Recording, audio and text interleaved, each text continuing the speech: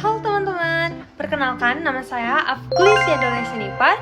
Saya merupakan siswa aktif SMA Negeri 1 Medan tahun ajaran 2022-2023. Nah, sekarang saya duduk di kelas 10 MIPA 4. Kali ini, pada video ini saya akan menjelaskan lebih dalam mengenai cara membuat teks LHO. Jadi bagi kalian yang penasaran, tonton videonya sampai habis, check it out. Sebelum masuk ke dalam tips and trick, teman-teman harus tahu dulu ya struktur daripada teks LHO itu sendiri. LHO itu terdiri dari 3 struktur utama. Yang pertama, pernyataan umum, deskripsi bagian, dan deskripsi manfaat. Juga ada yang keempat, ini opsional, boleh ditambah atau enggak, ini adalah kesimpulan. Yuk lihat contoh teks LHO yang saya dan teman saya kerjakan. Ini dia. Tema yang kami angkat dalam teks LHO ini yaitu tempat wisata di Medan. Ini merupakan pernyataan umumnya dan deskripsi bagiannya. Kami juga meletakkan gambar dan lokasi daripada tempat wisatanya. Jika terlalu kecepatan, teman-teman bisa screenshot video ini atau di pause dulu ya.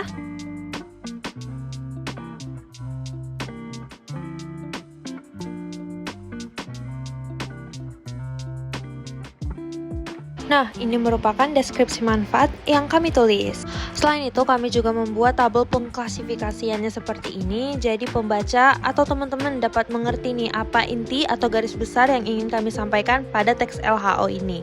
Tanpa berlama-lama, mari kita masuk ke dalam tips and triknya. Saya mempunyai 5 poin yang ingin saya sampaikan di sini, tapi mungkin dalam 5 poin ini ada anak-anaknya lagi. Jadi di sini butuh konsentrasi dan sistem pendengaran yang baik. Poin yang ingin saya sampaikan yang pertama, tentukan tema. Teman-teman, dalam membuat suatu teks, tema merupakan salah satu unsur yang paling harus kita duluankan, karena memang tema adalah tujuan kita membuat teks tersebut. Tanpa adanya tema, nanti teks tersebut akan menjadi abstrak dan tidak ada tujuan.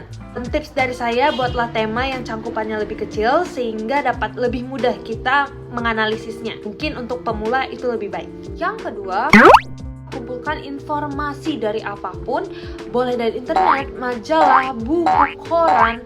Tapi saran saya sih dari internet ya teman-teman, memang pada dasarnya lebih mudah, lebih praktis, dan lebih lengkap. Contoh, saya membuat teks LHO tempat wisata di Medan, maka saya cari informasi di internet tentang apa-apa saja sih tempat wisata di Medan dan unsur-unsur ketertarikan mereka. Oke, selanjutnya 3.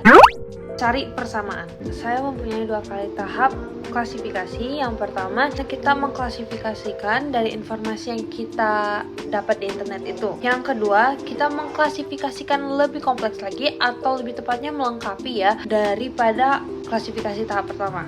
Agar teman-teman gak bingung, nah saya tunjukkan ya.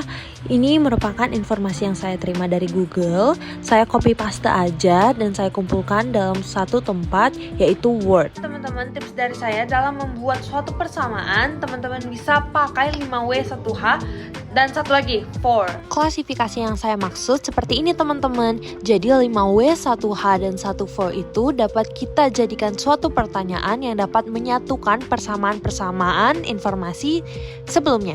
Contoh, saya menggunakan for untuk membentuk pertanyaan untuk apa bangunan tersebut dibangun. Sehingga kita jawablah pertanyaan tersebut dengan informasi yang sebelumnya sudah kita terima. Nah, setelah sudah kita temukan nih apa persamaan dan pengklasifikasian tahap 1, saatnya kita menentukan garis besar dari klasifikasian kita. Contohnya, saya menimbulkan pertanyaan dari when dan what, sehingga muncullah garis besarnya yaitu masa lalu dan sekarang.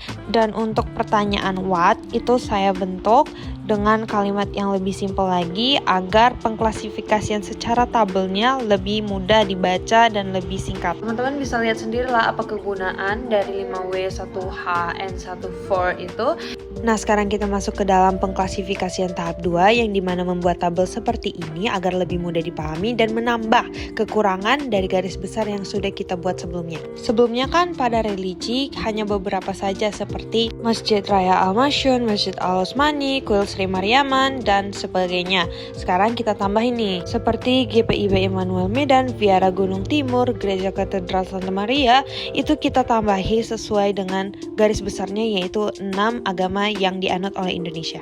Begitu juga dengan garis besar yang lain, kita tambahi kekurangan dari informasi sebelumnya.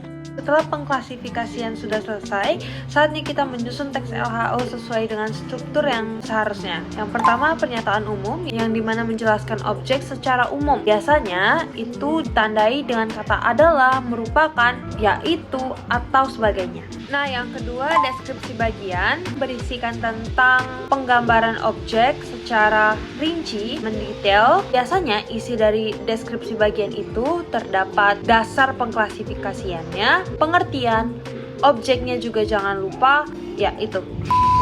Dan yang terakhir ialah deskripsi manfaat. Dalam paragraf ini kita menjelaskan apa manfaat atau kegunaan dari teks yang kita buat ini. Nah, yang terakhir yaitu kesimpulan. Pada kesimpulan, ini boleh ada, boleh juga enggak, tergantung teman-teman ingin tulis teks LHO seperti apa. Dan akhirnya, jadilah sebuah teks LHO.